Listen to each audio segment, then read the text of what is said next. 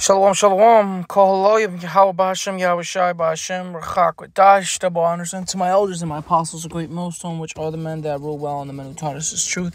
Peace, blessings, and salutations, as always, be to the elect of the nation of Israel, the true Israelites, so-called Negroes, Latinos, Native and Seminole Indians, and those of you that don't have the typical look thereof, but you believe in the 100% truth, the Yahweh Ba'Hashem, Yahweh Shai Ba'Hashem, Rachak Dash. This is also for you. And the one of the title be Scriptures for Comfort, which is like another addition to my Scriptures of the Day that I've been doing, except, where I pick a scripture or a few scriptures and just, bring it out, exhort, edify through the Spirit. This is, I got a few here. I got about 3 precepts, and this is more like a quick exhortation, Scriptures for Comfort. Which, the topic at hand being, just realizing the BS that we deal with. I know something that definitely inspired this lesson was watching, the big bro in New York City, the main camp, Shalamah, I believe is the big brother's name. I believe, that's his name, if I'm not mistaken, but he basically made a video talking about the oppression that Esau had on the so-called Puerto Ricans, which are the Ephraimites, the tribe of Ephraim, and just realizing that that's, all that wickedness that he did, all right, and I don't want to pull out 100 scriptures just condemning Esau for this. I'd rather comfort, all right, bring out some comforting scriptures, because, he raped, robbed, and murdered us and things like that, and then now the oppression that he's doing to us now, after he already took all of the physical wealth that we had, now he just takes up all of our time.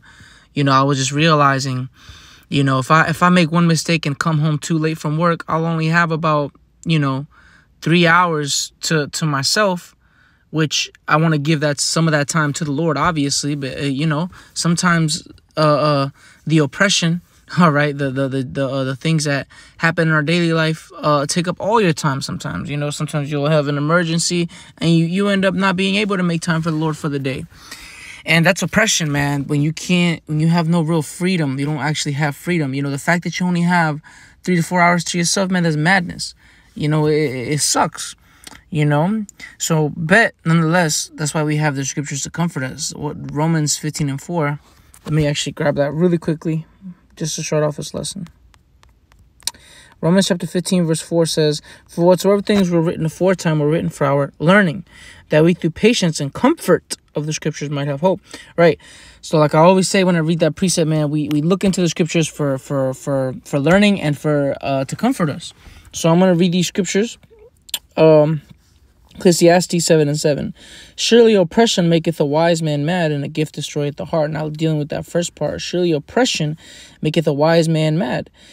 Now, it's very much so true, man. It almost, this captivity, man, it's like Esau's main thing. If he can't, beat you down physically or kill you physically, he tries to drive you crazy, man, with the stress, the different type of oppressions he does. There's a lot of unrighteous dealings that go on in Babylon, man. Even if, let's say you do have, let's say you have car trouble, man, you have to go to hell and back to be able to go through insurance companies and things like that, and that's all Esau's influence. That's why those things are so oppressing, because it's his design. It's not really designed by an Israelite or by a righteous man, Yahweh Ba'Hashem Yahweh Shai. Because if it was by design of a righteous man, things in this society would run a lot smoother. It would be more just. You don't feel like you're getting messed over in the end. You don't feel like you had to lose to win. Because according to Yahweh Ba'Hashem Yahweh Shai, man, everything is right. Everything is righteous according to his ways. If you don't do it his way, it's unjust. It's a false balance, So this oppression, it almost like it tries to drive you nuts, man. All the stress and BS you got to deal with, man. Sometimes you feel like you're at the brink of just imploding or some shit, Pardon my language. But it's true. Now, let me read these 2 comforting scriptures right here. Romans 8:18. "For I reckon that the sufferings of this present time are not worthy to be compared with the glory which shall be revealed in us." Right? Because all the suffering or all the oppression that we go through is, for one, it's temporary. And there's so many scriptures you can go into on this topic. But I just want to bring out these 2, man, to speak on this, just real quick. So the things that we're going through, the sufferings of this present time, is nothing compared to what we'll receive in the kingdom of heaven. In the kingdom of heaven, it's going to be easy going, man. We're just going to be kings and priests.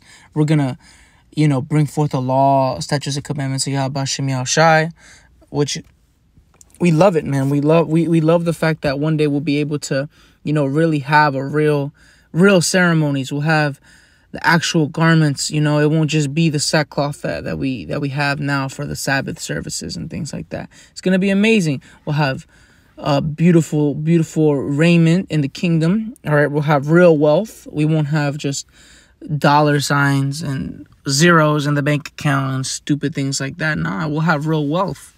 We'll have our things are going to be in weight. We'll have this many kilograms of gold or whatever the measurements are going to be in the kingdom of Yahweh Shem Yahushua. These are just some of the glorious things that we'll have. All right. And you cannot compare it. So just remember that whatever you're going through right now, it doesn't feel like it, but it is small. All right. I was taken back and thinking about it. I ran into a little situation today. It was just Satan doing his thing, man, doing what he do best, messing with the men of the Lord. And I realized, this is kind of minuscule. If the situation that happened to me, man, dealt with a flat tire, it was pretty bad as far as, almost crash and things like that. But I realized at the end of it, I didn't pass away. I didn't get hurt. I know how to change my tire. Did it real quick. And I realized, man, that was really something small. Yeah, it was stressful as hell, because it was early in the morning on the way to the plantation. I could have risked getting fired. You know what I mean? But the Lord came through and he delivered me, and my brother. All right. So Sirach, in the Apocrypha, Ecclesiasticus 13 and 14, love the Lord all thy life, which is the best thing you can do. And love the Lord doesn't just mean, oh, I love you, God. That's not what I love. That's not what loving the Lord is. Love the Lord all thy life. The love of the Most High is the keeping of his commandments. So what's being said here is keep the commandments of Yahweh Shem Yahushai, obviously to the best of your ability with understanding. All right. And of course, most importantly, that law of faith, man. You got to keep the faith in Yahweh Shem Yahushai. So love the Lord with all thy life. So do what he told you to do and keep the faith. And do it in faith. Do the works in faith, right? And call upon him for thy salvation. If you truly believe in Romans, the 8th chapter, with things that it says there, if you truly believe in Paul's writings, if you truly believe in the Bible, if you really believe in the kingdom of heaven, why aren't you begging the Lord to come deliver us, or to come deliver you and your people and the elect? Call upon him for thy salvation. And we do that every day, man. You could just a simple Habashai now, Baba Kashaya, Bashim Yashai, which literally means deliver us. Okay? It's a beautiful thing. You just say that sometimes, man. Sometimes you just be, oh, man, Baba Kashaya, Bashim Yashai, Habashai Noah. I might even make that a small little prayer. All right? So, hey, let me read it again. Love the Lord all thy life. So as long as you live, love Yahweh Shem Yahushai, man. Do what he told you to do. Keep the faith.